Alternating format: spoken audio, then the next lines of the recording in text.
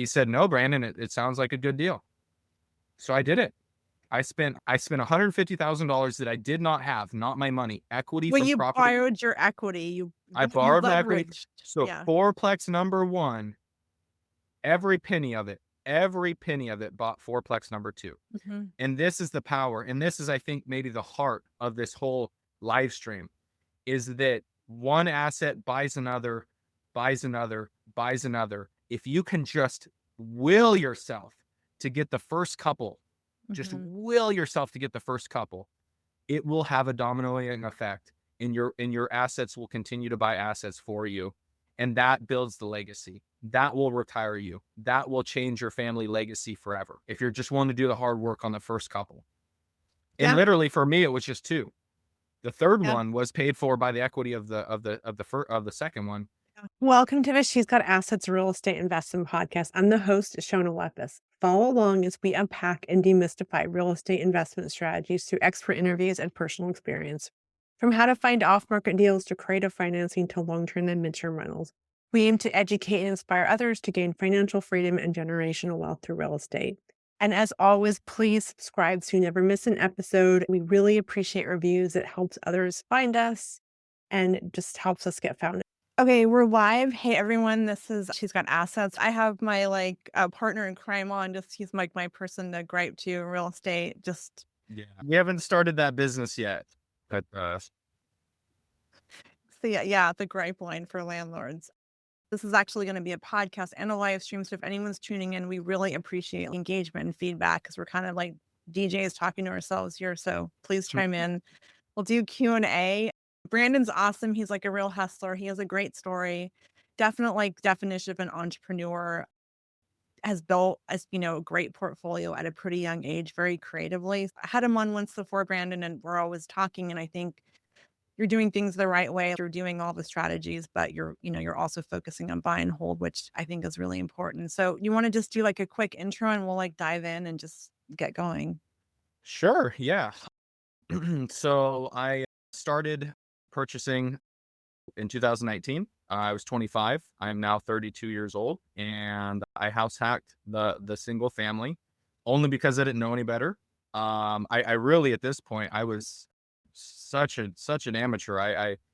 No offense to anybody here. I used an agent who was not investor friendly. I said, hey, I want cash flow, and he said, well, look at how nice the area is, and look at he was not the right agent for me, and I didn't know any better, right? I could have gone to Bigger Pockets or something, or one of these Facebook communities. I wasn't even that far, and bought a property on market, full retail. Completely honest with you guys, probably was upside down. I had to do so much repairs and stuff. I probably shouldn't have even bought that property. But the reason why I bought it is because I was able to rent out every single room and cover my mortgage payment. And that's where it all started. So I started with house hacking. I used, being able to live for free, taking one of my top three biggest expenses, taking it to zero, saving up all of my W-2 income, getting into a fourplex with an FHA, so another house hack. Then I used that fourplex to buy the second fourplex, and even actually the house that I'm in right now, which I was able to get through subject to. So yeah, so like Shona has saying, and obviously we talk all the time, but yeah, I've basically been trying to do everything I can to build up this mini little empire of cash flow, so I can make, as Shona would say, work optional. So that's like a little taste. We're going to unpack that, but that's and I want to underscore, I know this, you can't hear this enough, Brandon, the stars didn't align and magically give you this cash flowing property. You probably made lots of mistakes. So what you did is take Yeah. extremely massive action and you didn't know everything and you figured it out. And I think we're looking for this perfect cash flowing property that's just going to fall in our lap with beautiful tenants. I don't think it happens. So just kudos because you did that Yeah. and it was probably scary, I'm sure, at some points.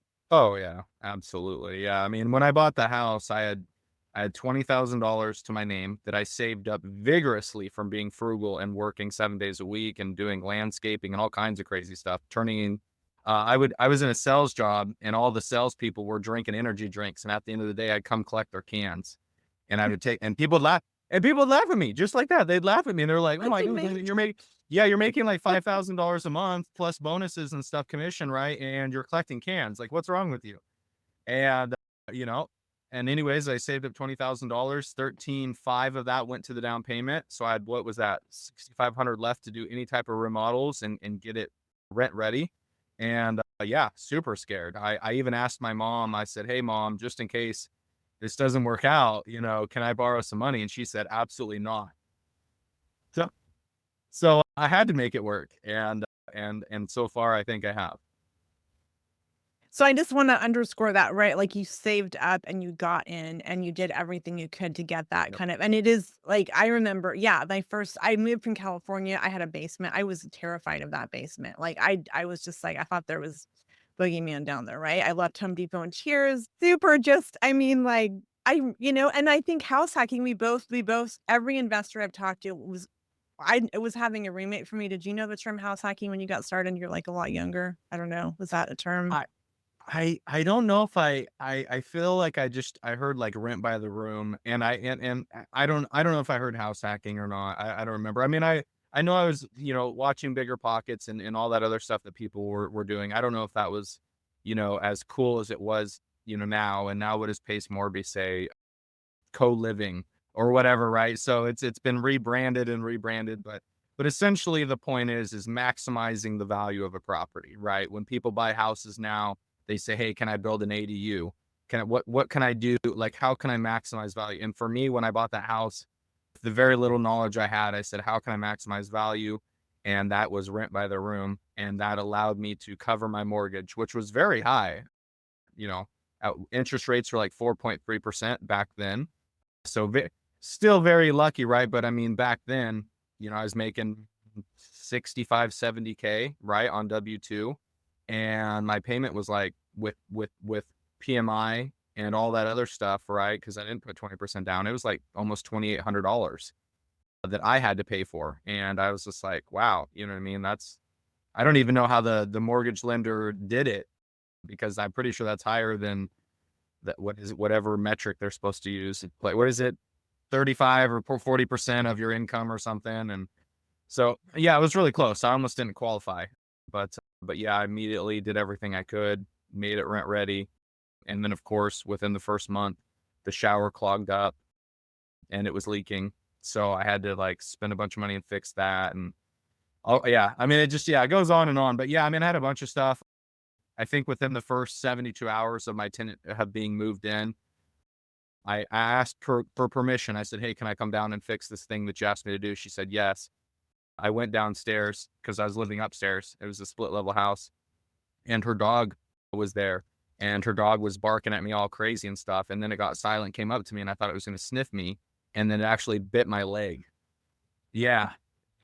Within 72 hours of my new tenant being there and me going down there to fix something at the request, I took a picture of it and everything, but yeah, I bit my leg, had a bruise. Luckily, no blood, but that was not that was my first experience of being a landlord, is I got bit by their dog. Yeah. It's not fun. Well, okay, so I have to ask, right? Like, how can that didn't scare you off? Because they get scared of the thought of a toilet leaking, right? Like, is your Mhm. vision so big that you're like, these bumps in the road? Because that would freak most people. I mean, we've all been there. We've all got Yeah. stories. Right. So I like to tell people when people ask me like, hey Brandon, how do you, cold call probates, 8 hours a day, 5 days a week? How do you go knock on foreclosures doors, right? How do you have these really tough conversations with people all day, every day? How do you deal with the tenants and all their drama and stuff? And I've started telling people, and I don't know if this is the right answer, but for me, poverty is a great motivator.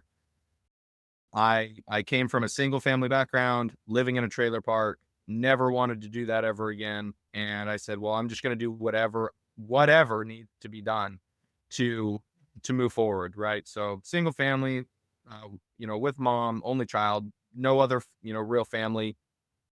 So I was just like, well, I'm going to do whatever I need to do to make it happen. I don't have anybody that has my back. I am by far the richest person in my family. So I'm very, blessed, grateful, you're very fortunate. But yeah, that was kind of the decision where I was just like, I don't want to be poor. I've done it. I don't enjoy it. So I'm going to do something completely different. But yeah, I mean, that definitely scared me. I was just like, oh man, man, this is terrible. Right. And then that was my first experience. And then I've had many more terrible experiences, but at the end of the day, it really is like, I'm building a business. I guess that's kind of what it looks like. Like rental properties is a business. It's not your regular brick and mortar. It's not, it's not like customers buying a sandwich and then leaving, right? You're dealing with people who are renting from you, who that is their home, but this is my business. So it's a tough mix, and you definitely, luckily I've been in sales for a very long time. So I use that communication skills that I built and try to build good rapport with everybody, understand that like, hey, we're in this together. We're a team now. You are now on the team, and it's my job to make your life easy, and it's your job to make my life easy, and we're going to work together. And if one of those doesn't do what it's supposed to do, the other won't do what it's supposed to do, right? If I'm a terrible landlord, don't fix anything, don't respond to their requests, then they may stop paying rent. They may trash the place, whatever, right? They may not let me know when, hey, your roof's caving in. So I have to be very responsive, right? And I expect that same thing from them, right? If I'm being responsive, if I'm doing what I'm supposed to do, being, a good landlord and steward of my property and making sure they have a good home, I expect them to pay rent. And I try to have that, I still, unlike Shona, I still meet all of my people because all of my places are long-term. Shona doesn't even want to talk to these people. I meet them in person. I do walkthroughs with them. I look at their applications. I look at their credit scores. I meet the person beforehand. I look at their car. I do all of the stuff that you can Old school do to make Brandon. Do you like look if there's old trash in school. there? Yeah, no, if their car's all messed up and it's full of trash, that's Yeah. I can't Mhm. I can't deny their application based off of that, but I can take that into consideration when I'm saying, their credit score is 675, but Right? my minimum Yeah. credit score is 700. Am I willing to be flexible and maybe allow a cosigner, or am I willing to look at their partner's credit, or am I willing to, say, okay, well, they make 3.5x the rent. I'm only requiring 3, and look at all these different metrics. And I was like, hey, after talking with them, walking around, hearing why they're moving, do they have 5 ESAs? Do they, what's their situation? Can I work with them? And vice versa. I tell them like, hey, my place is not the party place. Like if you have friends in and out of this place every other day and I hear about it, like, we're going to follow the lease. And I don't want those type of issues here. And so, I mean, I kind of lay out the couple, my little pet peeves at the very beginning. I say, hey, if this bothers you, you may not want to live here, and I've had people say, yeah, I was kind of looking for a pad for me and my buddies to hang out and whatever. And I was like, yeah, this may not be the spot for you. So, mutually just kind of agree right there that it's not a good spot. So communication super important. But yeah, I don't know if that answered your question. I go off on tangents. No, I still want to have our landlord stand-up show someday. Invite only. Yeah, no. I know. I see this literally. Shona, not just like maybe a month or two ago, sent me a picture of her having to label her trash cans and stuff. And then maybe a few weeks ago, maybe it was a month ago, I don't know. Time flies when you're having fun. But literally a month ago, I go by to one of my properties and I see somebody had done a little sticker on there because I have 2 fourplexes. If you didn't see the title, I have 2 fourplexes. So one of the tenants labeled their trash, and I immediately took a picture of that and sent it to Shona. So I like, oh man, the trash wars are on. Yeah, trash is always a thing. Okay, so I just want to underscore too what you said about and I don't like the term landlord. I don't like the term housing provider. I don't know what the modern term is, Yeah. right? But I think that Yeah. having quality properties, treating them with respect, and that's where people get so. And Yeah. we're kind of veering off, and I think being a landlord, I want to unpack like how you got your assets, but you have to Yeah. manage them, and you can't. They're not hands off. Yes. This is not passive. If anyone tells you this is Not at all. passive, it's maybe evergreen is a way to frame it. It is not passive, right? You need Yeah. people. I mean, you it's need passive. It's passive until you get a phone call. Right. It's passive until you get a phone call. Right. And Right. then I have tenants that text me and I tell them not to, but text me at like 9 o'clock at night on a Sunday. And they're just like, oh, hey, this is an issue that totally could wait till Monday, but I'm telling you now. Just to stress you So out, right? Just It does a little bit, and then but what's more stressful is like I could respond to it, but I know I shouldn't because then it just allows them to reach out to me whenever, and I can't do that. It's only for emergencies. So yeah, no, I've been through that, but I mean, yeah, the whole point of it, and it is an asset class, and I think buy and hold real estate is one of the best asset classes in my opinion. It's my net worth is over 500,000, which is amazing. Like I said, most richest person in my family by far. And I've had multiple uncles and people who've owned their own businesses and gone out of business and who've worked for other people. And it's really hard to work for somebody else and get rich. It really, really is hard. So you have to build your own business. You have to build your own assets. And if you don't feel comfortable being a landlord, then buy stocks. Right. Like but do something, invest in something, invest in yourself, invest in other people's businesses, invest in your own, buy real estate.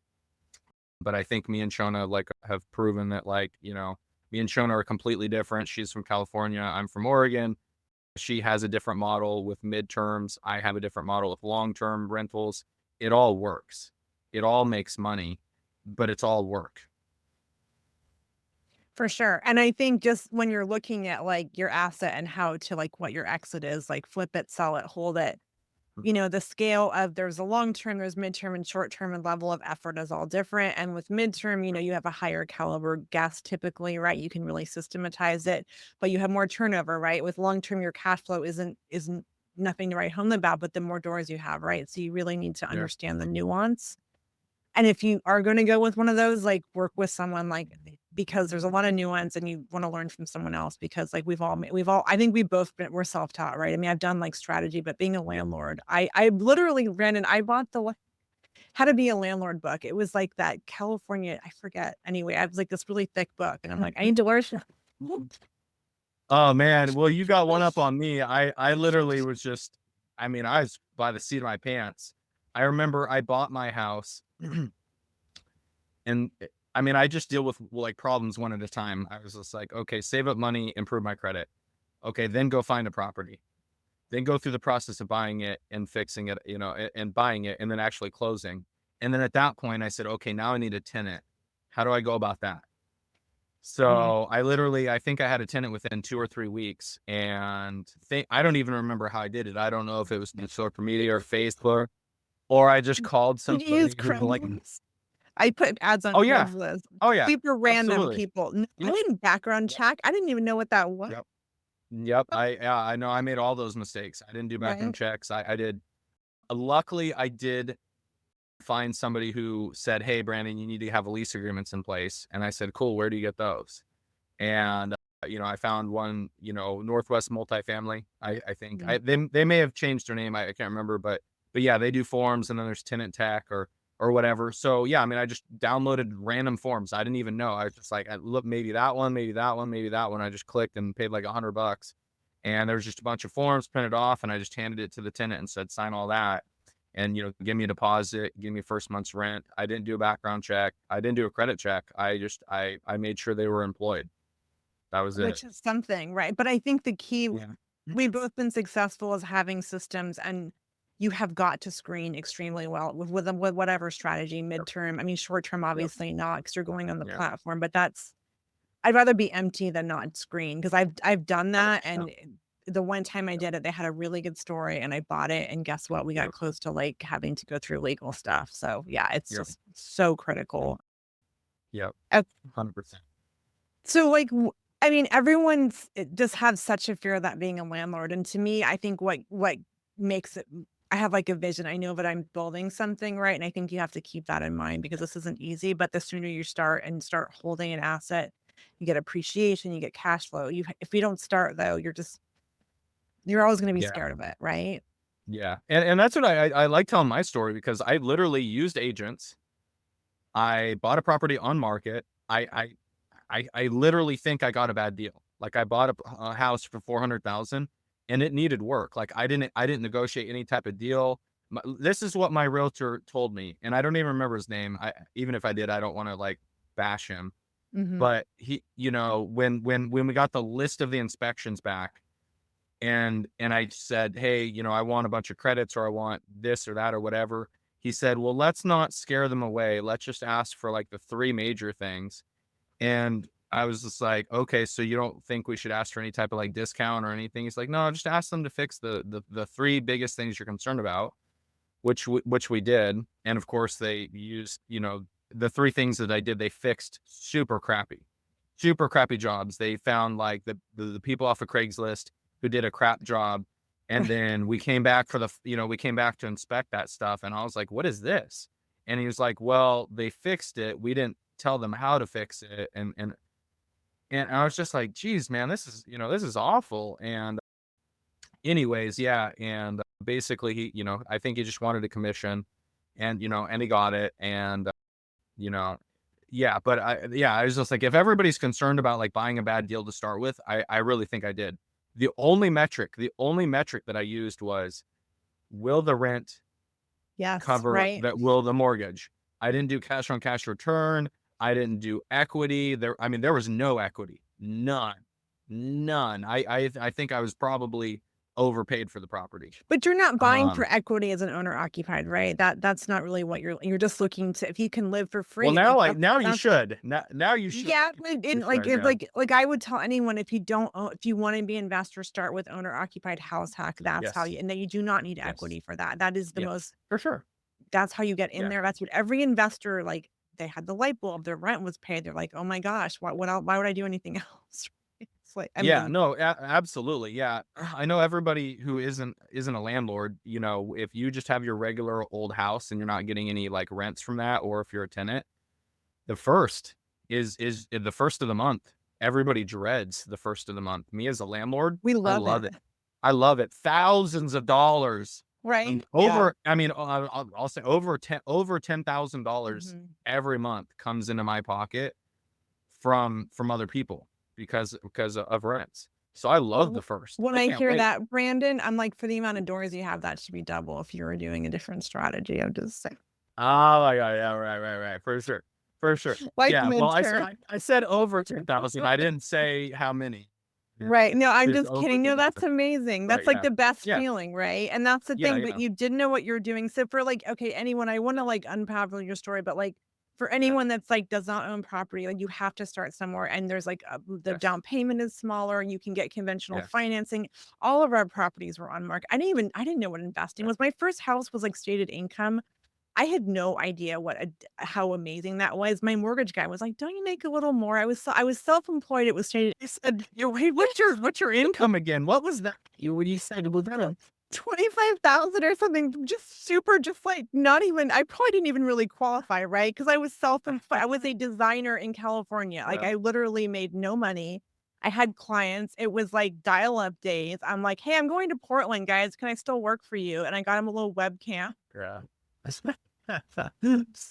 Yeah, right. Like we didn't, the point is like you're never gonna know everything. You just have to dive in, and that's the best way to Yes, learn. Like I think yes, having a coach or something, it helps you, but yeah, if you don't have a house, like that's where you start. And I just, that's like yeah. my passion, is like gotta start somewhere, right? Yep. It's weird. Like I mean, I've been pushing people, and I don't know if Shona's going to be upset at me saying this. I push people into fourplexes, Oh, and totally. which Yeah. is terrible Oh, because I want all the fourplexes for myself, but I can't buy them all. So I tell people, I'm like, hey, look, if you don't want it, because when I tell people I live in a house with other people, strangers, they just immediately like, I'll never do that. And then I mhm. say, hey, I wish I never did it either. It was awful. Go buy a duplex, triplex, or fourplex. Mhm. Go do that. 100%. But here's the thing. And here's the thing that blows my mind, you guys. And please, somebody in the show notes or whatever, and I'm not a lender, you can now buy up to 4 units if you owner occupy Right. with 5% down. When Like, I bought my first fourplex, I had to do 10% down, and I was dang lucky to get that because I used an FHA. The second time I bought a fourplex, I had to do 20% down, and I was dang lucky to do that. And then literally, what was it? Maybe 4 months after I closed on that fourplex, they changed the rule. So it has never been in the history of buying multifamily properties to house hack. It has never been cheaper to get in.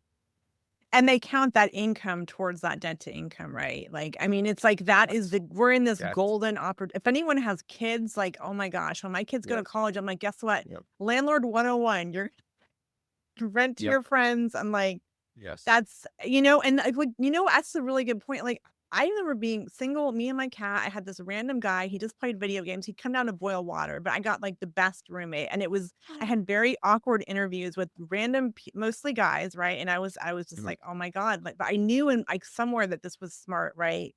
But I was like, my Mhm. living room's not shared. I have these weird rules. I was like, I did not want to share. I was like looking for a mother-in-law. But, you Yep. have to be uncomfortable to get to your, like, goals, and we both did Yes. that, I think, Yeah. kind of intuitively, right? Yeah. No one was like, "Here's the roadmap of how to be an investor." I was just like, "Oh." Yeah. Yeah. And Shona, you said the perfect word, uncomfortable. If you think you're going to get ahead in life, if you think you're going to buy rental properties, if you think you're going to do what others won't and be comfortable, good luck. Good Mhm. luck. I mean, yeah, I mean, buy stocks. You'll watch them go down. You'll get uncomfortable. Watch Just watch choose watch your heart. watch watch tenants. Yeah, watch tenants trash your property. You'll be uncomfortable. You watch your business flounder and you try to make payroll. You'll be uncomfortable. Whatever it is, right? Whatever your thing is. If you buy a laundromat, watch somebody break in and trash a couple of your machines. You'll be uncomfortable. So be prepared. Just be prepared. Like if you want to be anything above ordinary and not have to survive off of social security and collect cans, do I always tell people, do what others won't to have what others don't. I don't Mhm. know, I didn't come up with that. I don't remember where I heard from it, but that has been like my credo and motto when I was uh pulling blackberries in the rain to get my deposit for my first house. I was just, I was just like, I'm doing what others won't to have what others don't, and I still kind of think that way. I'm doing hard things, right? And since then, I now know how to put in LVP flooring. Me and Shona have talked about that. She's like, I would never put in flooring. No Waste, skills. waste, waste of my time. Well, I don't have any skills either, right? And since then, I've done some gutter work. I've cleaned gutters. I've put in flooring. I've painted. I've done baseboards. I've changed door handles. I've changed electrical light switches and sockets, low voltage stuff. I mean, I've replaced light fixtures, all these things that I mean, when I bought my house, I had no idea what I was doing. No idea. I was like, how there's those guys who are just handy and Right, can yeah, but change if you don't and grow change up with tires. being I handy, don't yeah. no idea. I still can't even change a tire. I Dude, still Brandon, can't in change it. college, I Yeah. remember driving to school and some old guy rolled down his window and I was like, what does he want? And he's like, "You have a flat tire." So don't. Oh no. Yeah, so And you're right, though. You gotta you yeah. figured it out, right? Or you can hire a Yep. handyman, right? Like Yep. I didn't know what HVAC was or any of these things or Yep. like sewer lines or oh, I had a Yep. buried oil tank in my first house. I mean, what is a buried Ooh. what is that? I mean, it was Yeah. decommissioned, but finding the paper and it was just like, oh my, I didn't know that was even a thing. And we just Yep. right. Yep. So yeah. So Yeah, and that's the thing, and you bought that house without even knowing that, right? So it could have been terrible, could have blown up in your face. Luckily, we you got didn't. the agents oh, Not a so the tank sweep. agents were Yeah. good, but they were like they get this, right? They were like, it was 189, and I thought that was like it was like a 6 and it felt like $1 million house, right? I'm like, "Oh my Yep. god, at 189." Then it was kinda heating up, right? It was 2000, I think, 6, and my agents I'm like, "I'm gonna offer 210." I don't know where I came up with that. I just again, I think my daughter just brought me food. It's very sweet. And they were like, "210, that's too much." I'm like, I just had some weird gut feeling about it. And yeah, so I didn't know what I was doing, right? And I could have easily Yep. been like, "Oh, I'm out," because I got outbid on something. So my point is like we both didn't know what we're doing. It's like the stepping stone is buying a property. So you bought so how did you go Yes. from a single family to like multi? Because that's like a pretty big leap. Yeah. Yeah, for sure. Well, I realized at that point the power of house hacking. I was like, "Whoa, I have, plus utilities, right? So 27 or 2,800 plus utilities, which was like 400 or 500. I was like, man, I'm on the hook for like 3,200. But with all of these tenants paying me rent, I was basically, I think I was out of pocket maybe 200 or 300 bucks. And then, obviously 2020, 2021 happened, right? The rates plummeted. I refied, got out of my PMI, got a 2.65% interest rate, which was amazing. And then I was living in that room. Yeah. And then I was living in that room and making like $500 a month. So that, like, I was literally making money to live there on top of my income. And then, the worldwide pandemic thing happened. I lost my job as a sales trainer, got on unemployment. I was super scared. I was worried about my tenant not paying, which I know that was a whole big thing. Eventually that thing kind of died out because I thought I was going to be able to buy another property, but then I lost my job. So I was like, okay, well, I guess I'm not getting financing now. But what I did is I ended up getting another job, did a refi, got a home equity line of credit, because you always want to get those before you leave the Your house. W-2. Pro tip, Right. pro tip, owner occupied, go access your equity so it's not trapped by getting a home equity line of credit. You don't pay for it unless you use it. Pro tip, do it before you leave for the love of everything that you believe in. Home equity line of credit before you leave. Say that again. Yeah. Just there. Yeah. It's for people in the cheap seats. People that your house to access equity. Please get a home equity line of credit. Please, even if you get the worst HELOC out there, you still have access to your. It is the best move you can do, because once you leave, then it's like, then there's all these restrictions. It just, please do it before you leave. And So the big thing is for banks, like when you're in your property, you're more invested. And once you're out of it, it's riskier, right? That's just, anyone doesn't know that. That's like, that is so critical. And it's just like putting a straw in your house. And if you don't use it, you're fine. Like, I've used HELOCs and then bought houses. They were supposed to be our security net. I'm like, oh, I've got capital. Why wouldn't I just buy a house? And then, but yeah, and the W-2 thing, if you're going to go on your own, like, this is not like a get rich quick thing. I think we hear about a lot. Keep your jobs, right? I don't know how else to say that, but it's just, and then the banks love steady income. They do not like self-employed. Yeah, no, they hate. Yeah, everybody who wants to be an entrepreneur and then get into real estate, you're making a massive mistake. Massive. Please, if you go to the bank and you say, "Hey, I'm self-employed. I'm a big bad business owner. I cut the checks." The bank's going to tell you to get out of there. They'll say, "We'll see you in 2 years, Mr. Big Bad Businessman. We'll see you in 2 years." Or you can go get a W-2 job, work for somebody else, and you can come back to them with one pay stub. One pay stub. That's literally what I needed to do my refi. I had my job for 30 days and I brought them a pay stub and they said, "We'll start the refi." And then as soon as the refi was finished, I brought them. And then at that point, the refi took about a month.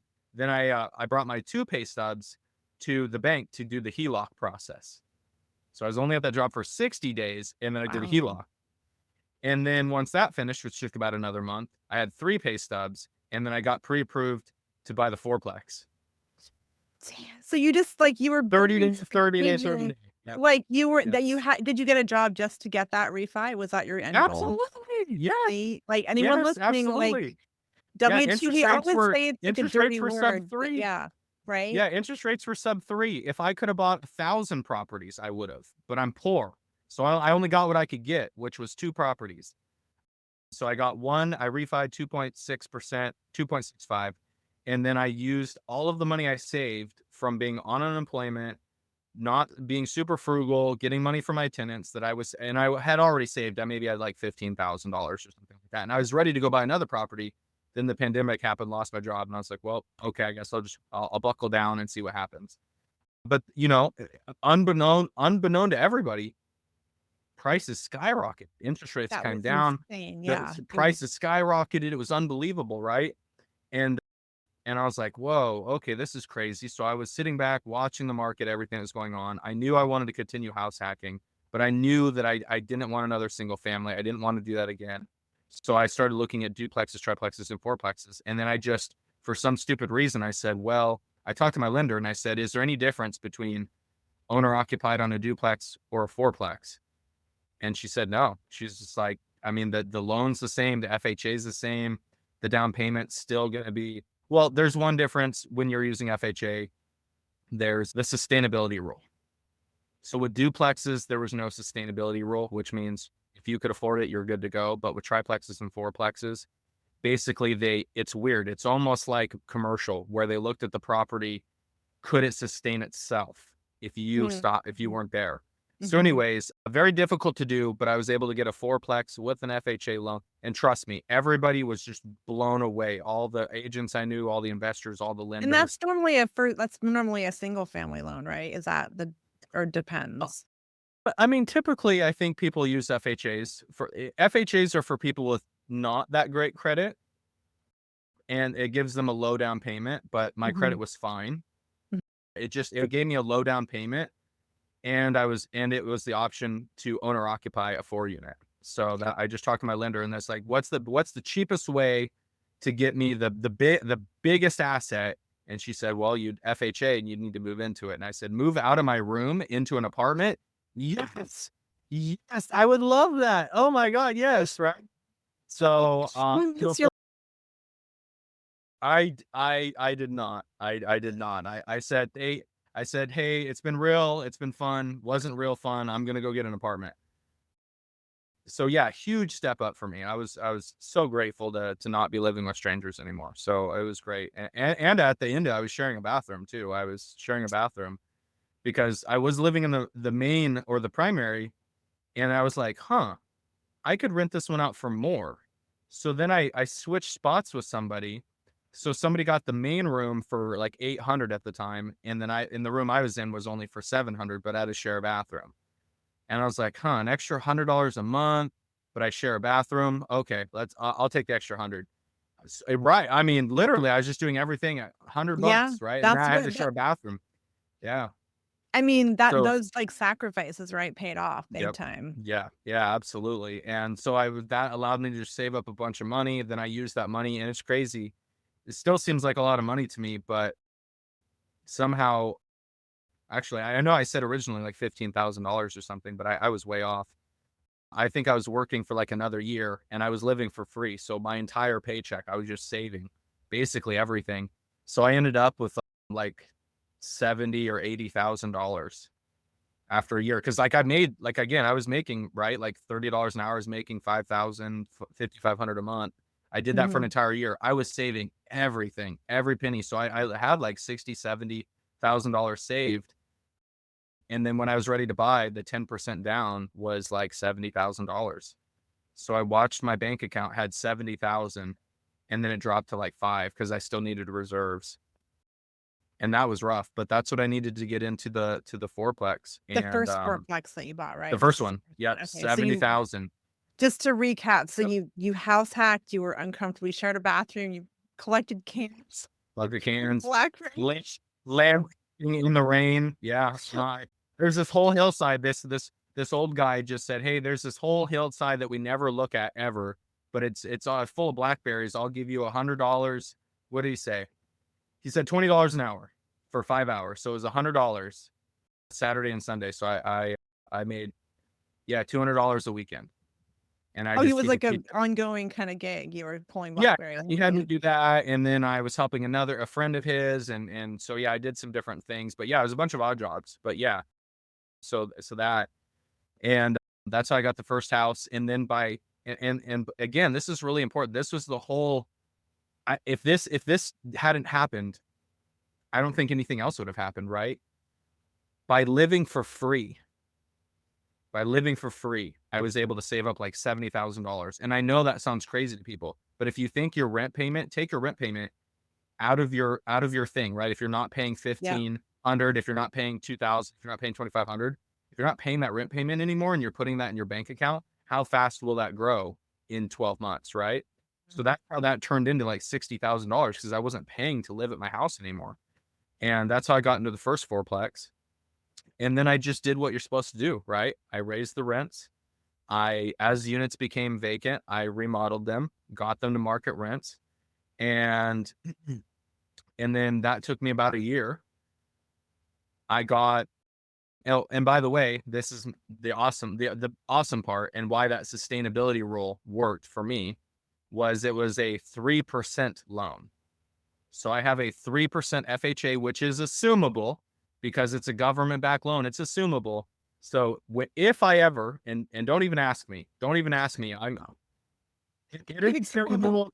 Yeah, I have a 3% loan on a fourplex in Clackamas County, so not Multnomah County, in Clackamas, where the rules are slightly better for landlords. And I mean, I've told people it'd have to be over $1 million, and even then, I don't even think I would sell. I mean, right now, that property alone is giving me $2,500 a month, just that one property.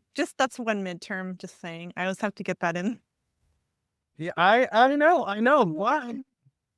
But and this is where I got to tell Shona, my vacancy is much lower. It's much more passive. I didn't have to furnish any of those properties. I don't have to, when it's wintertime, I don't have 3 vacancies at the worst time ever. It's consistent and it's steady. And I may change my strategy at some point, but like I said earlier, like there's nobody for me to fall back on, right? So I just want a very solid foundation. I want a solid foundation of cash flow, and then I might feel comfortable. Like I'm 32 and I'm super conservative, you guys. I do everything very conservative. I run my numbers conservative. I run my cash flow conservative. I don't ever want to be unpleasantly surprised by something I do. So yeah, doing the long term just feels way more comfortable to me. At some point, I may switch one of those up to like a midterm or a short term just to see what happens. But So I think my web point in saying that I am like very conservative. Like the idea of being a PML or something freaks me out because I want control right, of things, right? Like, but yeah, I will take on risk like other risk. Like I've been an entrepreneur yeah, pretty much my whole life. But my point was, I guess, is like if you get into a fourplex, you house hack it, and then you go midterm, like you could just skyrocket your kind of, retirement yes, strategy, whatever your goals are. yep, There's so many ways to kind of like stack strategy, right? So just understanding all of that stuff and like the fact that you have four. I mean, if you were, in some version of that, right? If you were to do different, you could kind of be like, I'm done. I'm like, work is like optional, yep, right? There's just so many ways in understanding those creative things. But that's yeah. amazing. I'm not trying to sorry, my Yeah, yeah. Go for right. and you know what? And knowing that makes me feel better too, because like at some point I could take half of that building and turn it into short term and double my income like that, Right. And right? then So you're adding so to the value of the building. That's the crazy yeah, thing about multi. It's just you raise yeah, the rents, like, and it's just then you pull that equity out. It's just yeah. crazy. And then and I guess my favorite thing, and I'll probably like as much as I love my origin story, the thing that probably blows my mind the most, and still to this day will continue to do so, is by renovating that property, raising the rents, improving the general condition of the property. I was living in that fourplex, right? So what did I do? Home equity line of credit again. And I found a lender, which there's very few that will lend on a 4 unit. Hey there, savvy investor. Quick question. Are you ready to jump into midterm rentals but not sure where to start? I've got you covered. And She's Got Assets. We help real estate investors set up and fully book their first midterm rental with quality guests so you can double or even triple your cash flow. And here's the kicker. We dive deep into marketing strategies, including how to tap into the lucrative niche of getting insurance leads for displaced families as our long-term stays that can really boost your bottom line without all the hassle and regulations of short-term rentals. Sound interesting? Head over to she'sgotassets.com/MTR and get all the details. And if you're new to real estate investing, we've got something just for you. Check out our REI Playbook course where we teach you how to snag your first investment property by finding off-market deals without cold calling or door knocking. We'll even walk you through creative deal structures like owner financing and how to leverage what you've already got. You can find all that goodness at she'sgotassets.com/REI. Oh, and one more thing, don't miss out on joining our free She's Got Assets community. We've got a ton of resources plus weekly live streams where you can dive deep into strategies to help you succeed. You don't want to miss it. Trust me. Hop into the community at she'sgotassets.com/network and let's get you crushing those real estate goals. All right, back to the show.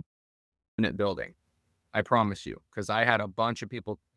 They said 4 unit building, that's commercial. They said that's and I said no, but I live here. And they're like, no, no, no, no, no. So I eventually found a home equity line of credit that will do 100% loan to value. What? Yeah. Wow. Yeah. And I know, I hope I told you this before, but every time I tell that to people, I think like your eyes should be like this, like 100% loan to value That's is insane. unheard of. Yeah. Unheard of, you guys. Mhm. And this is why I'm telling you the power of living in the property. And if anybody wants to hit me up, I'll give you guys my email or whatever. If you guys want the name of that credit union, I believe they're still doing it. They were doing it during the pandemic. So if they could do it then I'm sure they're doing it now. 100% loan to value. What does that mean? They came out, they appraised my property. They said it was worth $820,000. I only owed $610,000. So that was like a $210,000 gap in equity. And I said, well, how do I get my $200,000 out? Home equity line of credit. What did they do? They gave me a line of credit for $200,000. That's just like, I mean, Yes. I don't even, that's just like, you just, Yeah. I mean, if anyone doesn't realize the Yep. power of that, like you need to go do some studying. That's And just like, let me tell you guys this. Let me just explain the power of that. So I've also done this with credit cards, business lines of credit. I know I've talked to Shona slightly about this, but business lines of credit. It took me an entire year. Of gaming the system, applying for credit cards, using them, getting the rewards, paying them off, playing the game, all that stuff. I've even reached out to a company to help me. So there's a company that will help you get the most business credit you possibly can. I'm sure you've seen those. I have an affiliate link if anyone is interested. Right. And I promise I wasn't trying to set Shona up, I promise. But there is a company, there's multiple of them. I can give you, the name or Shona, right? They'll help you get business credit cards. After a year of doing it myself and working with the company, I have about $125,000 worth of credit. With that one asset, with one HELOC, I have $200,000 of credit.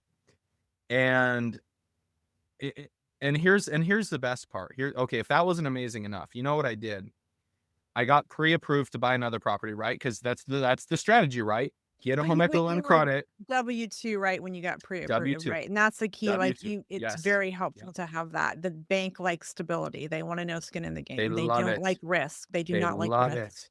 They love it. Gosh, they love it. I mean, yeah, if you walk in there with a credit score above 700 and a W-2, I mean, they're going to be giving 30 you Yeah. soda. They're going to give you the candy. Brandon, what else we can do for you? You know what I mean? They're just, they love it. They love it. They do And- not like self-employed. They've had called my CPA to like verify employment. Like it's just really difficult. So just Yep. if keep that job, even just to get to a point where you're like, okay, because Yes. it's Keep the job. Yeah. So this whole time while I was renting out 5 bedrooms in my house, renting out 3 of the units in the fourplex I was living in, still had the W-2 job.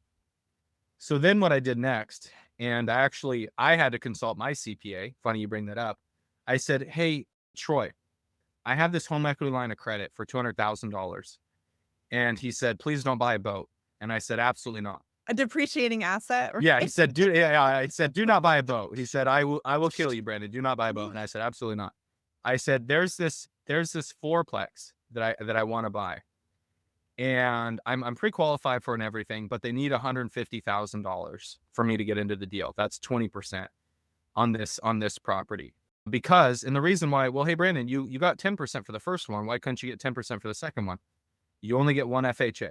And there's rules around that. You could, move away 200 miles and this, that, and the other. There's, or there's some rules, but anyways, it didn't work. So I couldn't use the FHA again. So I had to do a conventional owner occupy 4 units. And that was before the rule change. So they need $150,000 for me to get into the deal. And I said, hey, Troy, I don't have $150,000. I didn't. I think at that time, because I'd been working on the fourplex, spending money on that, all that stuff. I haven't been able to save as much as I wanted to. So I maybe had like 50 or 60 or 70,000. I don't remember. But I said, hey, but Troy, I want to buy this fourplex. And he said, Your second fourplex. Just to second clarify. fourplex. Yeah. Okay. Second fourplex. I said, how do I come up with $150,000 The only thing I have is this HELOC for Oh, you didn't know to $200,000. use your HELOC? You didn't, that wasn't, Well, that was a rhetorical question. That's a rhetorical. I got Shona. That was a rhetorical question. Of course. wait a Of minute. course. Of course. And I said, hey, Troy, I have this HELOC, but I wanted to know, like, what is the tax ramifications of me using this home equity line of credit to buy the fourplex? And you know what he told me, guys? He said, none. He said, it's a tax exactly. write-off. He said, you're buying an investment property, right? And I said, well, of course. He said, that's a tax write-off, just like mortgage interest. And I said, wait a minute. So not all of, but a significant portion of the interest that I pay on this $150,000 is going to be a write-off. To buy an asset that's going to cash flow day one, pay for its mortgage, and pay for the HELOC payment, and still cash flow. And I said, Troy, is there anything I'm missing? I said, am I stupid or what? Like, should I do this? Because it cash flows day one. The mortgage is paid for. The HELOC is paid for. I get cash flow and I get a write-off on the mortgage interest and the HELOC interest payment. He said, no, Brandon, it sounds like a good deal. So I did it. I spent $150,000 that I did not have, not my money, equity Well, from you property. borrowed your equity. I borrowed my equity. leveraged. So Yeah. fourplex number one, every penny of it bought fourplex number two. Mhm. And this is the power. And this is, I think, maybe the heart of this whole live stream, is that one asset buys another, buys another, buys another. If you can just will yourself to get the first couple, just Mhm. will yourself to get the first couple, it will have a dominoing effect, and your assets will continue to buy assets for you. And that builds the legacy. That will retire you. That will change your family legacy forever. If you're just willing to do the hard work on the first couple. And Yeah. literally for me, it was just two. The third Yeah. one was paid for by the equity of the second one. Yeah. And then the house I'm sitting in right now, right here, I bought subject to the existing mortgage, and I needed to come up with $55,000. I did happen to have that in cash, but you know what I also had? I had HELOC number one from house number one. I didn't use that one. That one I have $63,000. So I used that one and bought this house. So house number one bought house But- number two. Fourplex number one bought fourplex number two. And that's going to go in my book just like that. So I'm going to be Brandon does Sesame Street with multifamily properties. House number one, house number two. Fourplex number one, fourplex number two. And ever since then, like, I've just, the equities have been buying more and more, Just- right? But you got to So- get that one property. You got it. That's how my first house Yep. had two Yep. lines of credit, and I bought two properties. The house I'm sitting in was bought by that house where I house hacked and had Yep. Craigslist roommates, total random Yes. people, and Yes. left Home Depot and tiers and all. Yeah, I mean, it's just the Yep. power, and it's not without risk. Like, you have to calculate. You have to make sure that Yes. the debt, the income covers the debt, right? I'm not Yes. saying that's not risky and you have vacancy, but Yes. like, you're gonna look back and be like, remember when I remember buying rental properties, and we're in Portland, Oregon, right? For context, it's a pretty expensive market. Yeah. If you want to think about the worst place to do this, it would be Portland But I mean, $350 you could get or California California, you could get like a decent cash flowing rental. That is no more. Like, and that seemed like a Yes. lot. I remember thinking Yes. 350,000. That's like, Yes. and you're always going to look back. Yes, things ebb and flow, but like, you have to just, things are going to happen and it's going to suck sometimes, but you're always going to look back and be like, oh my gosh, look at the equity, and you roll that, and it Yeah. just, And let me, and I don't I don't mean to age you in any way, Shona, but her first property was 200,000.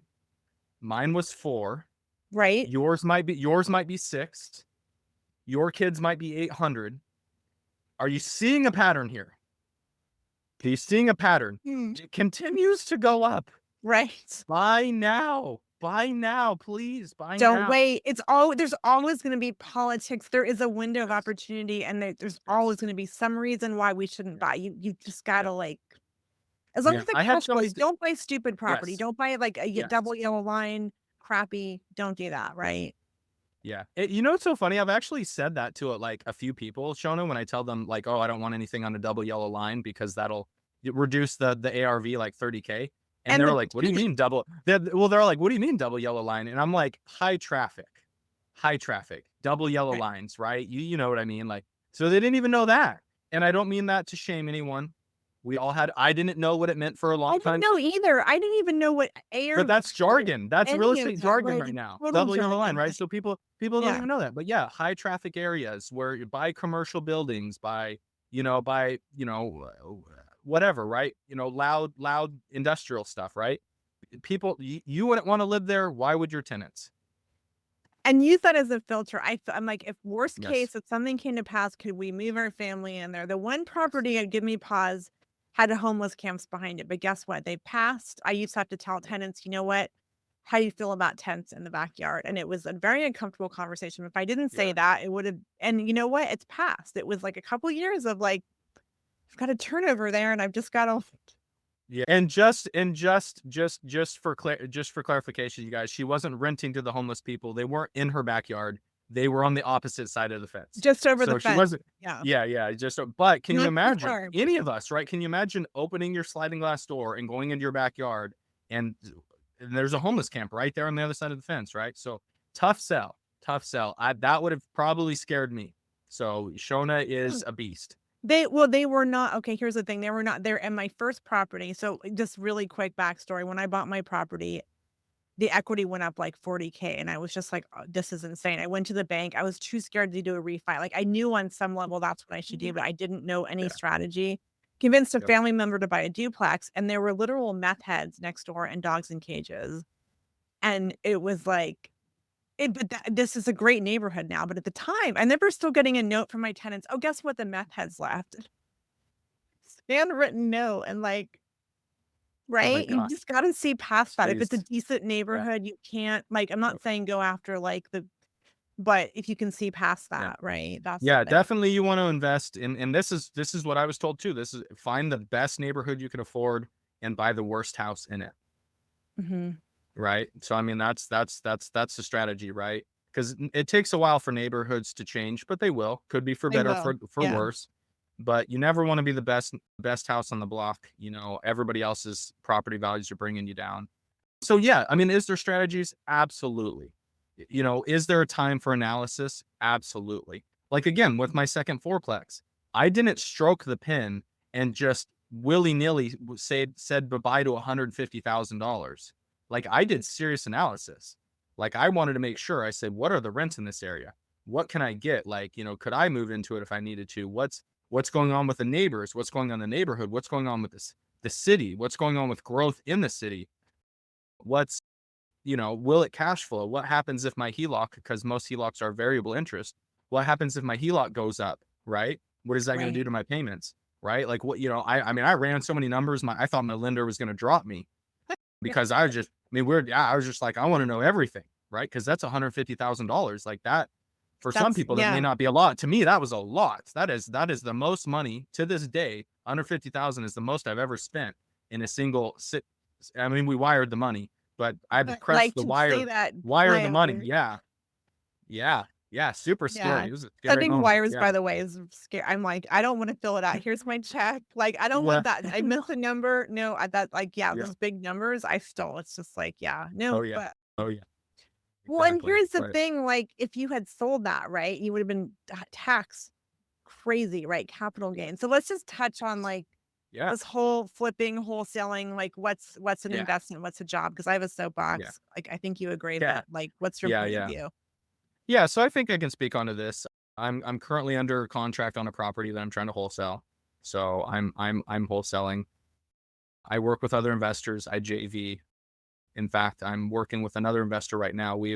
It as of last Friday. So what is today? Today, Tuesday? Tuesday, yeah. So as of Friday, we stopped one foreclosure, and then yesterday we stopped another.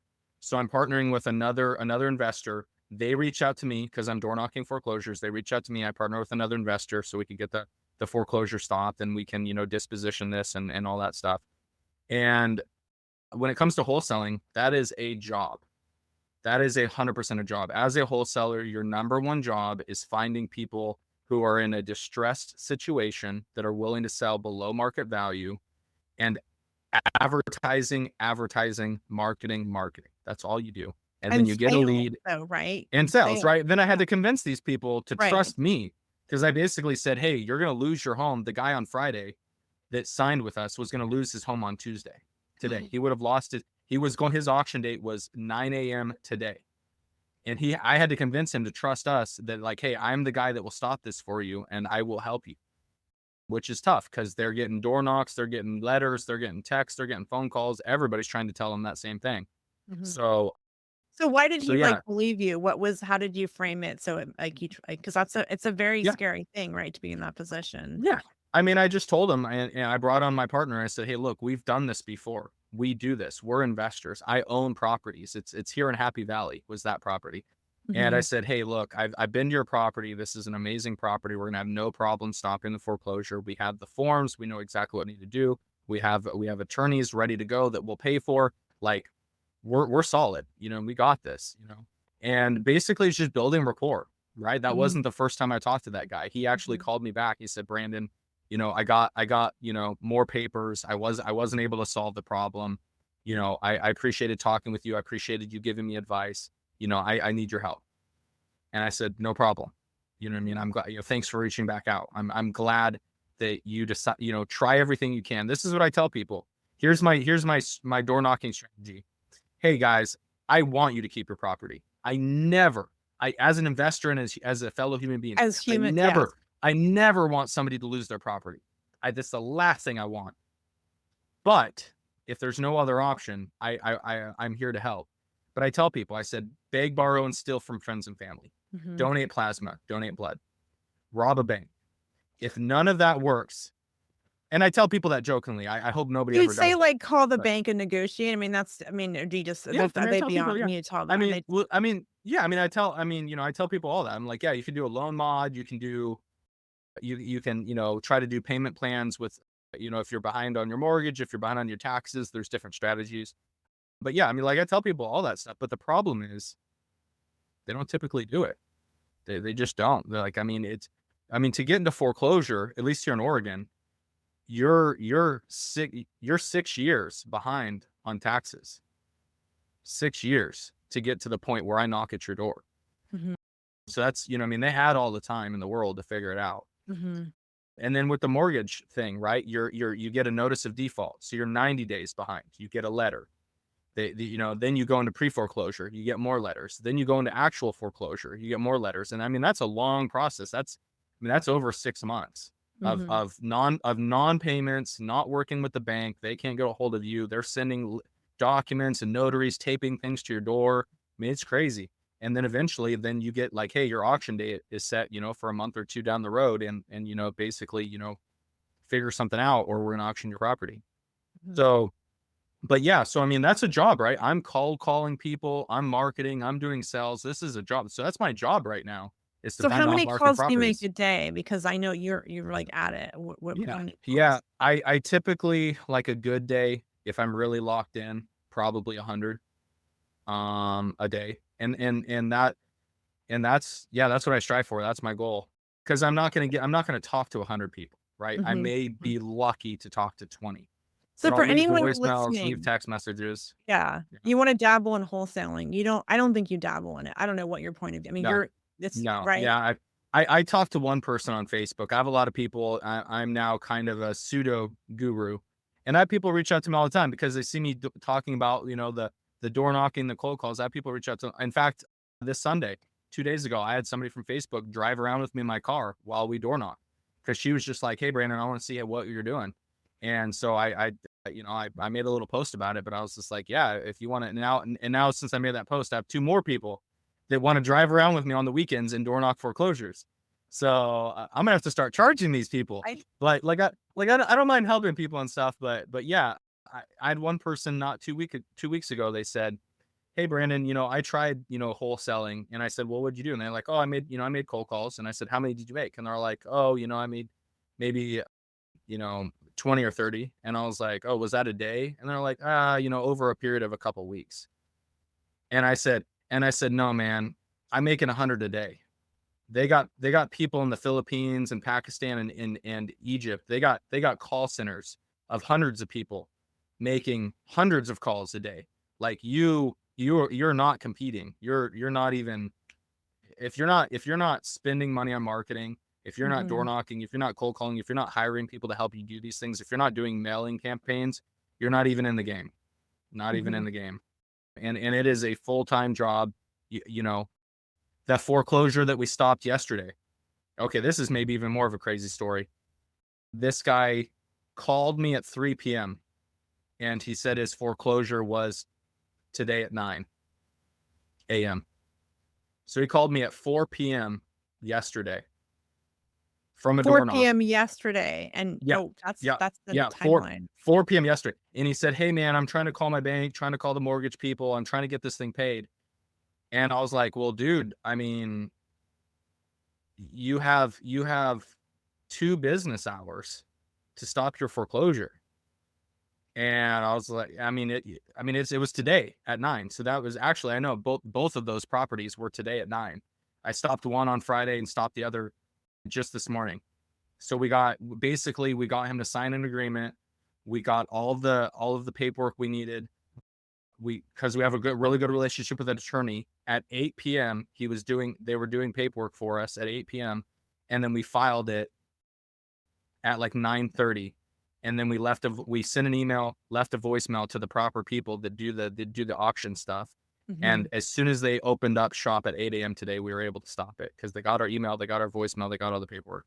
And from 8 to 9, at 9 a.m., that's when they're going to start auctioning his property. But So, I mean, you make it, I mean, clearly you know what you're doing, but how many calls, how many door knocks did you make to get those 2 amazing? You said you helped people out yeah, clearly. Like how many, I like what's mean, the ratio, right? I'm just wanting people because yeah, people think they're gonna dabble and it's just yeah. I I just mean, want to emphasize. the cold calls, is at least 10,000 to get a deal all the way through. I mean, yeah, I would say, 10,000. yeah, easily. Because I get people all the time, and some of them turn into realtor referrals. Some of them turn into other things, right? But to like get an actual deal, right? Like something that I can do something with, where they're reasonable, they don't lose their property to foreclosure, that there's not other people involved, where we agree on a price and it actually goes through. I would say probably anywhere from 5 to 10,000, right? And there's months like this, right, where 2 foreclosures back to back, literally Friday and Monday evening, and we stopped them both. So there's sometimes it happens like that, but sometimes I go weeks with cold calling, no response, no walking anybody's properties. I knock probably 10 to 15 doors a day on the weekends. So 30 to 40 doors a weekend. And there's been entire weekends where I knock 40 doors and not a single person opens. And I just, leave information and, hope they call me when they're ready. But yeah, you just got to follow up with people. And it's a sales and marketing game, right? It's follow up. But that's what it's like, I think I Yeah. get a lot of wholessalers calling me because I have a good online presence. And I really think they watch maybe 2 YouTube videos and they think they have the sales script that I can tell. And I just Yeah. really Yeah. want to dig in, but I'm trying to be Yeah. kinder, but I'm like, Yep. don't, it's just, and if it's a good Yeah. deal, anyone will buy it, right? For anyone that doesn't Yep. get that, right? If it's a good enough deal, but you have to spend a lot of money. So to me, it's Yeah. like, if you have the resources to get into a property, spend that on owning, Yep. getting into a property. And that's kind of my Yep. point why I'm trying to like, clearly you're doing it, you're really good at it, but you're also putting Yep. in the time. Yeah. You know? And that's the thing, guys. Like okay, let's say out of 10,000 phone calls, I probably get 100 people that are willing to sell. And out of those 100, I'd say 50 of them want above Zillow price. They're like, "Oh yeah, sure, I'll sell you my house. Yeah, for sure. Zillow says 450, 500. I want 575." Right. Okay. And I just tell them, I'm like, well, I'm an investor. I need to make money. So there's no way that that's going to happen. And then 2, I say, even a realtor couldn't sell you sell that property. Like you're Mhm. just, what basis of reality? And they're just not motivated, right? Like I reach out to people, doesn't mean they're motivated, right? The Mhm. guy in the foreclosure guy, the guy waited until 3 p.m. the day before his auction. And he was still like, I don't know. I'm trying to call the bank. Like, I think there might be something I can do. And I'm like, okay, man, well, figure it out. But you know what I mean? If you don't figure it out, like if you don't do everything the way, like and I feel bad, right? Because like I have all the knowledge, I have all the contacts and everything. But I mean, like, even I have to pay people, like I have to pay people for those resources, right? Filing the Mhm. paperwork, knowing who to contact, all that stuff, having the money available to show proof of funds so that Mhm. they actually stop, the Mhm. auction, and it's not just some fake purchase and sell agreement or whatever, Mhm. right? Like, Right. what I mean? All that stuff, right? Like, I mean, I don't think there was any way for him to save it at that point. Like, he needed a third party to come in and say, I was a buyer. He needed a third party to say, hey, this guy has messed up. He doesn't know. He's lost his ability, but he's willing to work with me. I'm an investor. I can stop this. I can take care of this property from here on out. So yeah, so that was what was required. And but yeah, so that's a Okay, so job. 100 Yeah. leads, 50 maybe, and half of those are Yeah. just like Zillow, right? So Yeah. how what Yeah. Half of them are ridiculous. Maybe of that 50, maybe 30 of them are willing to, to be reasonable and might turn into a listing. And that's even if they want to sell at that time, right? A lot of people are like, oh, sure, I'll hear an offer. Oh, I Mhm. think that's reasonable. But most of them say, okay, well, I want cash. I don't want to list it. And I was like, well, I'm not going to give you, if Zillow says 450, I'm not going to give you 425 cash as is. There's, There's because no as you wiggle. know, right, sure, you're right. Like we need a margin, right? I need to make money, right? I have selling costs, I have marketing costs, I have when I go to sell the property, I have all these costs, and that was before I do any renovation or make any money. So like I'm like, hey, if we're not like 100,000 below Zillow, we're not even talking the same Mm, language right mhm, now. mhm. So then, I'll like, okay, well, I have a preferred realtor, they could probably help you out. And then maybe those listings happen, maybe they don't. Of the 25 people that are willing to hear a cash offer and be somewhat reasonable, me personally, because I'm not the only person marketing to them, maybe I get 4 or 5 of those, and maybe they turn into a wholesale, maybe they turn into a flip. So, you know, of the 25 people who are realistic, they're getting beat, they're getting their doors knocked, they're getting the phone calls, they're getting the text by everybody else. I'm not the only game in town. Shona has a presence. There's other much bigger wholesalers than me. And and sometimes they go with other people, right? So it just, I tell people all the time, I'm like, hey, look, I'm not the only game in town. Maybe you don't like my offer. Maybe you don't like my face. That's okay. You can do business with other people. I'm just here to present you an offer and let you know I'm an awesome person to do business with if you're willing. Mhm. So, and I mean, I can't tell you how many times where I've had a agreement with somebody like, hey, I can give you 205 for your property. And then somebody swoops in at the last moment, calls the guy. He's like, oh, I have an offer for 205. But we don't have it signed yet. Right. And then like, okay, well, I'll give you 215. But you have to sign right now. Boom. Signs with another investor. So, anytime you give somebody your price and they say, okay, let me think on it, really what that means is they might go shop your offer, or Mhm. at any time somebody else can call in and they'll just say, oh, I'll give you 5 grand over that and still the deal. So, I mean, that happens all the time too. But yeah, so I mean, wholesaling is a job. It's 100% a job. I'll never be able to retire doing that. I'll Would you never say it's retire a doing that. full-time job? Because I think people think it can be part-time. I don't curious. I don't think it is, You though. get in when you put out. You get in when you put Right. out. Okay, fair Yeah. enough. I Yeah. mean, is there a chance that somebody gets a list from a title company, picks up the phone, the first call they make is a screaming deal? Sure. Mm, Is it more likely that you have to call 10,000 people to find a screaming deal? Yes. mhm, mhm. So yeah, it's yeah. I mean, but with anything, right? Like, I mean, you can do whatever you want, right? If you want to make 10 calls a week, who do you think's going to get a deal before? Let's just say we have you on the phones at 10 making 10 calls a week and me making 100 a day. Who do you think's going to find the person Yeah, first? right? Me, just by statistically, by law of average, right? Like Yep, yep, I'm yep. making more phone calls, right? So yeah, it's let's say you're only willing to make 10 calls a week. You may have called that person and left a voicemail, but I call them and I get them on the phone Right. and then I take the deal. You could have had that deal, but you weren't following up.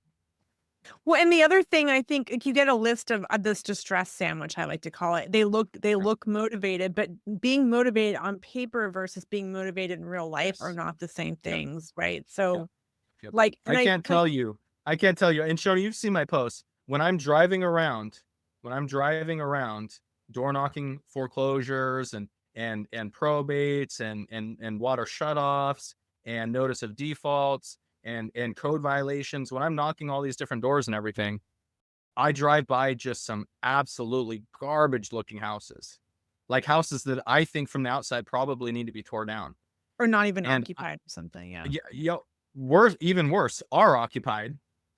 And I'll go knock on the door. And I've done this multiple times. I'll knock on the door and I'll just say, hey, I was driving by the area. I was driving, there's my car, driving through the area, and I'm looking for houses that maybe need a little bit of work that I can put my own personal touch on. Would you consider selling? And they say, I had a guy say, I'll never sell to somebody like you, and slam the door in my face. And his house had tarps on it. It had a honey bucket porta potty out front, had multiple dismantled cars. If you could picture like a house that's ready for demo, it was this house. And that guy was the least motivated person I've ever spoken to. Right. Yeah. And it could be timing. Someone could come by the next day and he's in a better mood. A different approach. Yep. Who knows? Yep. Right. And I've been a sales trainer. I've been a sales trainer before. And I've told people like, hey, I could call somebody and they could just hate the way my voice sounds. They could be having a bad day. Something could have happened to their kid. You call the next day not knowing anything. And I have 10 years sales experience. I know all the rebuttals. You call not knowing anything and you could sell them the moon. And they would say, where do I cut the check? Here's my credit card. And I just want to underscore, like, I wish someone would have told, as an entrepreneur, I wish someone had said, like, invest in sales training because we are selling a product or a service. And I didn't realize it until kind of recently, I'm embarrassed to say that, like, if you don't like sales, then you better go get yourself some training because you're willing to, and it's a hard thing to sell. It's like the biggest decision someone's probably going to make in their life. Right. So like, it's so you better be good. You better be good. Right. Exactly. But I just want to underscore, I mean, it's a toolbox. You might get a lead and you might wholesale it, but just going in and a lot of courses teach like just wholesale and make all this money. Like, I just don't think that's realistic. So you have to treat it like a job, and it's a tool. It's good to understand it, to know how to do it. Right. But that's what your mission is, to quit your job and then make a bunch of money wholesaling and then buy and hold. Like, I'd flip that personally. Right. If you can, because it's just, And you know what? It's funny you say that because I did exactly that, right? I started with long-term holds. I have never sold an investment property, right? If I bought it as a long-term hold, I'd never sold. You'll hear all these people, and I've had this conversation with so many people. They're like, man, I wish I never sold my first property. So many people have said that. It'd be paid off. I'd be making $3,000 a month. and their It'd be worth equity would be $500. like, It'd be worth $500. It'd be worth 10 times what I paid for it. I still have my first property. And I think I'm going to hold on to it because I've heard that story too many times. And here's the deal. I have pushed all the money I could into buy and hold. And the only reason why I'm doing wholesaling and flipping is because I now need more money to buy more properties. I flipped a property that sold, I think it was like December 15th or something like that. I don't know. I made $30,000 on a flip. So really cool. That's awesome. $30,000. I mean, that's nothing to sneeze at. I didn't do very much work. We bought it. It took 30 days to remodel, 30 days on the market, 30 days to sell. So about 90 days in it. Just saying, that's a perfect scenario. I've done that too. I've made, but it's like, that is the stars aligning. You have to have a good team. Flipping, there's so many variables. That's why I do it very selectively. I love it. I love transforming properties, but like the numbers have to be just like the location, all of the things. Like, it is on the risk level. To me, it's one of the riskier. I think it's riskier than buy and hold, frankly. I don't know what you think. I mean, if you numbers. I mean, I would say worst case with buy and hold. What do you think? I'd say worst case with buy and hold is maybe you're out a couple $100 a month.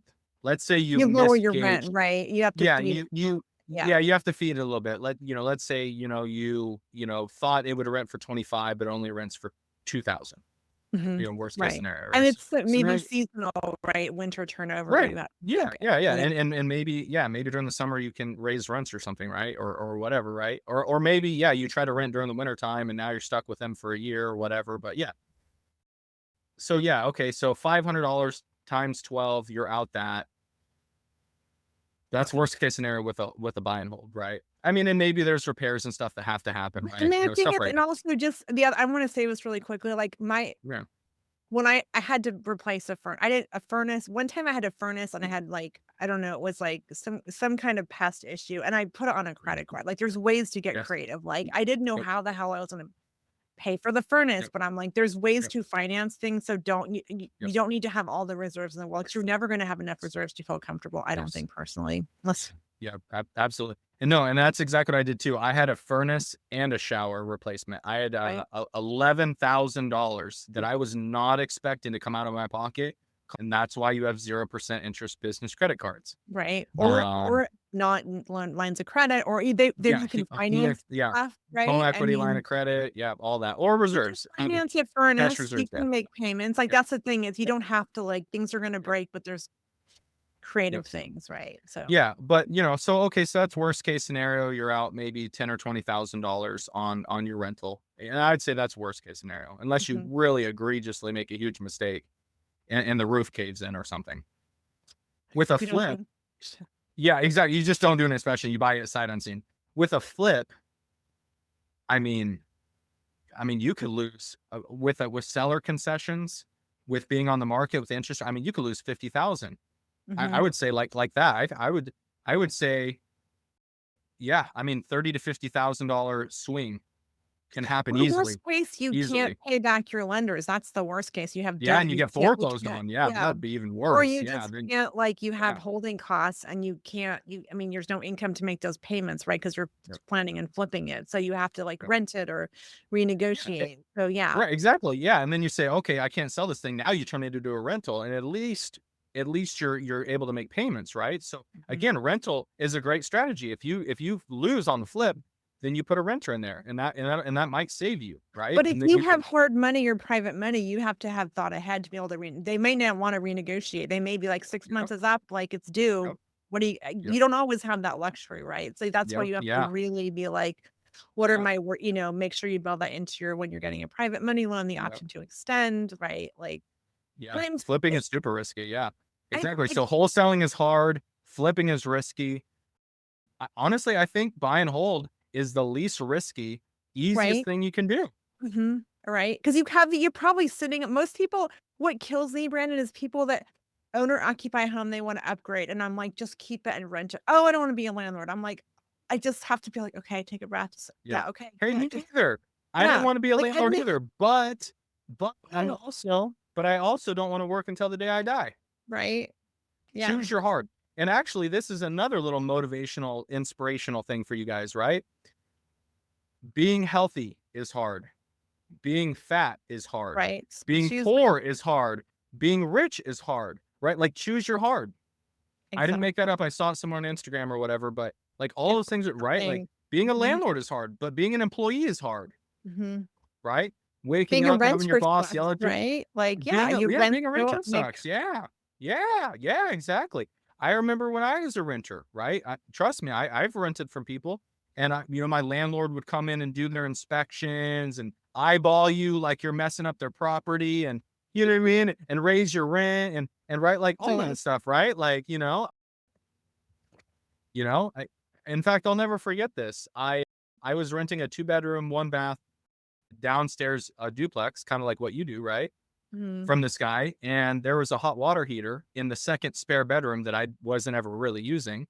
I go in there one day because I just have some stuff stored in there. Luckily, I did it in my socks, and I step, squish, squish, squish. His water heater had been leaking, and like, half of the carpet was soaked. So it was just soaking it up, so you didn't know it was, Soaking like, up, and I leaking, right? I didn't know, right? Because I never really go in there, right? Because it was a water heater room and it was a spare bedroom, right? So I called the guy and I was like, "Hey man, tough luck for you, landlord. Your water heater's leaking and it's like, your carpet's all messed up." So he comes over there, and I sent him a video of it dripping or whatever. He comes over there and he starts ripping up the carpet and he said, "Hey man, can you help me out?" Are you serious? 100%. 100%. And it was on a weekend and I was like, "Okay, yeah, sure, man, I guess, not really my problem." But anyway, so I start helping him. We're pulling out the padding and stuff, wet, nasty, smelly padding, throwing it out the front. And he's like, cool, I'm going to go to Home Depot, bring some fans in. And like, I get it, right? Like he was trying to take care of the stuff as soon as he knew. I get it. But I was just like, hey man, not really my problem. But anyway, so I mean, yeah, landlords just, whatever, right? So choose your hard. Choose your hard. Like, Exactly. what do you want to do? And like, and if you just want to do Netflix and chill every night and then go into work and eat ice cream and not exercise, there'll be there. And I mean this in like the nicest way possible. I don't mean this negatively. There's consequences for every action. There is You, yeah, exactly. if you work out and you eat healthy, you'll reap those consequences when you're 60, 70, and 80. If you choose to Netflix and chill, you don't read books, you don't learn, you're not around the right people, you're not in the right rooms, you're not investing in yourself, you're not investing in assets, you will also reap those rewards and consequences down the road. So, it's totally up to you. It's your life. But yeah, you might as well choose something hard that will actually reward you, or invest in a mentorship or books or Yeah. I mean, you can do all of this Yeah. yourself. I think also Yeah. I've had lots of coaches and I've learned strategies I would not if I hadn't invested that. And I'm not saying you have to, but like you Okay. just this isn't everyone says it's really easy and simple, and it is, but it isn't, right? I mean, it's just Yeah. there's a lot of I keep hearing of strategies that I thought I knew like the whole toolbox, right? There's so many ways to Yep. like so yeah. Oh, I Um just learned something new about seller financing just like 3 days ago. Blew my mind. Robert Harden. Robert mm, I was talking to him about something. He told me something that blew my mind. And I was like, geez, man. And that's the thing, right? If I wasn't in the business doing the thing, Robert would never talk to me. and being He in the would right never talk to rooms me. and going in person. Being in the right rooms, or at least knowing people who are in those rooms, Coming to who my then event tomorrow. coming to Shona's event, of course, right? And Being in the right rooms, knowing the right people. But yeah, if I wouldn't have done those things, if I wouldn't have networked, if I wouldn't be posting, we wouldn't be me on this do, right now, Brandon, if we and I remember I wouldn't be right here. specifically not wanting Yeah. to go to that event. It was like late and dark and it was like an hour Yep. away. So every event is Yep. super far. And I'm like, Yep. it's gonna be really awkward. I don't know anyone. Yep. And it's like you don't know who you're gonna meet or what you're gonna learn. So you gotta put yourself out there and talk about what you're Yes. doing. Because people don't know what you're doing if you don't talk about it. So yeah. Exactly. And who was the guy you talked to that made you go? That Was it? was no, when I met you, I Oh. remember it was, like, Oh yeah, yeah, late, yeah. dark, it was Yeah, virtual, yeah. and I was just like, I just don't wanna go, I'm like, Yep. just I had to really, like, force my and you just, like Yeah, no, we like we met. Like literally mm, this whole thing yeah, was because of a real estate investor meetup thing. and a random And Shona, bar yeah. yeah, and God honest truth is I think that was maybe the first or second meetup that I ever went to. Oh, and I was, like, out the Oh door, yeah. and we ended up talking about, like, video tours or virtual tours and Yeah, how I yeah, do yeah, them yeah. on No, properties. yeah, because I told people I figured if I was around investors who buy properties, there'd also be real estate agents, and I could do my little virtual tour side hustle thing, and like I'd provide value to these investors and agents, and I'd also get my foot in the door, telling them, hey, I'm a wannabe investor too. And look what happened, right? You're like Yeah. And I still do those virtual tours too because I like money. I'm a hustler. I'll do virtual tours. Yeah, whatever, man. If it makes dollars, it makes sense. and for anyone, it's also great for, whatever kind of even long-term, whatever, midterm, but people can view it. Yeah. It's like a tour without going in person and wasting all your time for tire kickers. Yes. I Yeah. put Yeah. like Yeah. a typo in my name. That's really professional. Yeah, I wasn't gonna say anything, but I was like, did you add the extra A to your name? When did you do that? Lunch today, had a seller call, had a sales call, had a dentist appointment. So yeah, I'm a little So okay, now let this be a lesson to you guys. You're gonna forget how to spell your own name. That's how hard you have to work if you want to be successful. You're gonna forget how to spell your own that's freaking name. really embarrassing. Well, but I'm still here at work live. Yeah, she showed up, she's performing, she's putting on a good show for everybody. Yeah. I think this is like I've like have a record of the longest podcast. We probably should wrap up. I was hoping to do Q&A. Anything that you Sure. would add on this topic? Like I had kind of an agenda, obviously. I know you knew what that was. Anything else just towards to Yeah. wrap? Um, Yeah, yeah. So I mean, kind of full circle, you guys. I mean, I've had a W-2 job. I'm doing wholesaling. I've done flips. I plan to do more of all of that stuff, except for the W-2. Maybe if I need a bank loan, maybe I'll get a but W-2 for a month, whatever, right? But all of those things are a means to an end. Mhm. And Mhm. and what it is for me to continue to buy and hold assets over time. And I like telling this story, and it may mean nothing to a lot of you. There might be a lot of people way wealthier than me out there, and you might laugh, but I don't know very many people at 32 that have more than $500,000 net worth, cash flowing properties, and I mean, I could easily be the janitor somewhere, right? I could be a janitor Mhm. somewhere. I could have no Pulling assets. I could be blackberries. 32. Yeah, right. Pulling blackberries. I could be a landscaper. I could be doing HVAC work. I could be in IT, and I could have no prospect of ever getting out of my job. And that could Mhm. just be the next 40 years of my life. But because I made a couple hard decisions at the beginning, I'll say this: my real estate pays for my real estate. So I am again still in my home right now. I'm living for free because of the rents that are collected. I don't pay for my primary residence. I'm obviously not wealthy, but by no means am I will ever be forced to go to a job. And that's if I do nothing else. If I just let the rents come in, if I raise them over time, the equity in the properties, the debt pay down, the tax write-offs, all of that will do what it does. I have, and this, may not be very much to people, but I have about $2.75 million owed or of real estate, and I owe about 2 million. So, and I know the number's like 750, but there's, HELOC payments and other stuff in there, HELOCs that I own everything. So, you know what I mean? But I owe a bunch of money. I owe like $2 million, but that is worth more. So, and that's risky too, right? Like my tenants could leave, all these things could happen, but I'm willing to take the risk, and I'm setting up my family for future wealth. I'm setting up Mhm. me, like I'm thinking myself, Brandon, at 60 years old, what will be the biggest benefit to me? And 30 years from now, every property that I own right now will be paid off. They'll be paid off by tenants, Mhm. and I have not paid for any of those mortgage payments, and they'll be, I don't know what the value could be over 5 million, and it'll all be paid I off. mean, the trajectory of and that I just wanna say Yeah, that's we're an yeah. appreciating market. Go Mhm. somewhere else. I mean, there's pros and Yeah, cons to Midwest everything, is yeah, but Midwest, if that's we were in why Louisiana or something different, but yeah. and But we're in here the in heart of Oregon, market, right? And we made it yes, work. Like, if you yes, I'm a big advocate of in your backyard, whatever you love, but, like, there's yep, benefits and there's the you're yep. leveraging what you don't get that kind of appreciation somewhere else, No, right? I'm just saying. So, no, yeah. yeah, exactly, yeah, yeah, I mean, if you wanna be in one of the blue states where they hate landlords, there's usually appreciation, right, on the coasts. In the Mhm. middle is where you find the cash flow. But yeah, I mean, if you're able to cash flow in a state like this and get the appreciation, and I've been very fortunate. I found deals, I've made them work, and luckily it's worked out for me. Is it possible today? Yes. Is it harder? Yes. Will it get harder 10, 20 years from now? Yes. You should start now.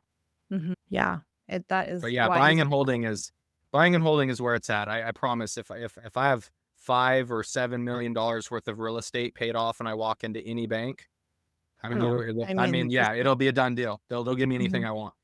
Exactly. And yeah, so if anyone needs help with that, like I have courses, I coach students on this. I help you find off-market deals without door knocking or cold calling. I know Brandon's really good at that for most of us. Yeah, yeah. Yeah, Shona Right? won't teach me the easy way to do it, so I have to do it the hard way. I just got a call today. The guy is like he said creative financing sub two it was a direct mail Yeah, thing in a very specific way. So all yeah, it's all out there. Just figure it out and stick with it. But if you don't like door knocking, don't try and do it and try and find a off yes. market property. Go on market. Do whatever you need to do because Yep, like just get something. That's the yep. lesson. Okay, so Brandon, if someone wants to reach out to you, work with you, whatnot, how do they get a hold of you? Yeah, I mean, I'm not, like I said, pseudo guru, so I don't have like the whole pitch or anything like that. But I mean, Brandon Hendrick, you can find me on Facebook. We'll put my information down below. But PNW Rentals LL PNW Rentals 1 at gmail.com. You can reach out to me there. You can reach out to me on Facebook. I don't really do X. I don't really do Instagram very much. But if you need to, Shona knows how to get a hold of me. I don't want to give out my personal phone number because I already have people trying to drive with me on the weekends. Last, I like to take some of me time, right? Hey, I own assets. I don't have to pick up every phone call now, right? So, Could be a seller that's it. though, And that's why I do pick up every phone call because it could be a deal. But I don't have to. I don't have Right, to. right. But yeah, Exactly. but yeah, if you want to reach out, that's my email. Shona knows how to get a hold of me. You can find me on Facebook. You know, if you're interested in flipping, interested in wholesaling, interested in house hacking multifamilies, you know, I'm doing it very steady. I did it with W-2 incomes. I'm now not W-2 anymore. I'm now a full-time investor. So, at some point you need to bank on yourself, but Mhm. there's seller financing opportunities, there's joint venturing, there's commercial, there's, DSCR loans, all kinds of stuff. So So the many sky's the ways. limit. Sky's the limit. So many opportunities for sure. Yeah, I mean, if any of this resonated with you, if you want good cash flow, midterms are great. I coach students on that. I give you the recipe. If you want off Yeah. market, if you want creative deals, like you got to take action. And I think, Yeah. I know Brandon, you haven't done a lot of coaching. I've done a lot of it. I coach students, and I think having someone there to guide you is really valuable, or even be part of a community, whatever that looks like, going to events, Yeah. knowing who to Yeah. call. But I think there's definitely, I mean, you want to take the 10,000 calls, or just get into a property and start building the equity. I don't Right. know. I would be a terrible coach, Shona, because I'm just going to tell people to do it. Just do it. Do the That's the 8 thing. or 10,000 phone calls. Just pick up the phone and start dialing. That's a lot of who has the time though? If you're working a W-2, like, I don't know who has Yeah. those kind of that time, right? That's definitely an Yeah. investment. Yeah. Or just send And, out the and, right and kind of marketing and get off market yeah, and deals. you're gonna have to bring me back on for the third time so I can tell you guys how I found all of those properties. First one on market, the other three off market. Yeah, right, exactly. And that's, I mean, like, but I think we also put off market on a pedestal. You can buy on market too. It's just Yeah. it's more oftentimes you can be more creative. You find deals that aren't being advertised right, so it all works, but Yep. off market is kind of the standard Yeah. gold I standard, if you I've think. seen terrible off market deals. I've Right, seen that's terrible off true. market deals. Yep. Yeah. I mean, even right now, I'm one of the properties I'm under contract on that I'm wholesaling is on market. But it's a good So you deal. I looked at it and the numbers are it's actually a legit deal, right? Some of these you're right. wholesale I'm one of those for me, wholesalers that doesn't send out nonsense. Yeah, yeah, yeah, exactly. like, it's like, oh, that's actually, really creative and cash flowing, and Yep. especially if you add, like, an MTR to it. So, Yep. well, for Yep. She anyone is right. listening, if you need help with this stuff, reach out to me. I have a couple courses. I have the REI Playbook. It's how to find, you know, properties off market without door knocking and cold calling. If that's not your jam, that's not my jam. I mean, you can be really good at it. Or if you want Yeah. to figure out how to, like, maximize your cash flow in an expensive market and get great guests, I like to call them, reach out, can help you. And Brandon, thank you so much. This was fun as usual. We could probably Yeah. go on for a few more hours. Yeah, yeah. If you guys think an hour and a half is long, I mean, we could double it. I'm sure we could go for another hour and a half. Yeah, marathon. We'll do like a marathon podcast. Yeah, yeah. We're gonna have to start taking donations though. Like, hey, Right. for every hour, we need to hit X amount of dollars, and we'll keep Great. going. And yeah, yeah. Yeah, definitely. Awesome. Well, yeah, I will. I'm sure I'll see you out in the field at some point at an event, maybe. Who knows? I do go to those sometimes. My presence is my presence. It is time is valuable, right? You should be Yep. intentional about what you do for sure. Well, yeah. So I'll put stuff in the show notes for anyone that was live. We didn't get to Q&A, but thank you for tuning in. If Yeah, you're watching the replay, like, drop a comment and we'll try and answer it. But yeah, I think that this was fun. So thanks, Brandon. I really yeah, yeah, appreciate it. yeah. Always, always. I love talking to you. And next time I have a landlord complaint, that's the person to call. Anytime yeah, Shona, and she does that for free too. If you call her and just start complaining, she'll be like, "Oh my God, yeah, tenants are the worst," and she'll get into it, right? So that's the best way to get a hold of Shona is call with complaints. Complaints. Yeah, I have a special complaint link. It goes right to voicemail, by the way. Oh man. Awesome. All right, But Brandon, yeah, I'm gonna sign absolutely. off. Thanks, Yeah, thank everyone. you. Thanks for having me. Let us know what you thought. Leave a review, follow us, all that good stuff. Shona, Yeah. I can't even talk anymore. She's got assets. That's can't Yeah, there spell. you go have a sandwich. Go have dinner. Jesus. All right. Okay, we're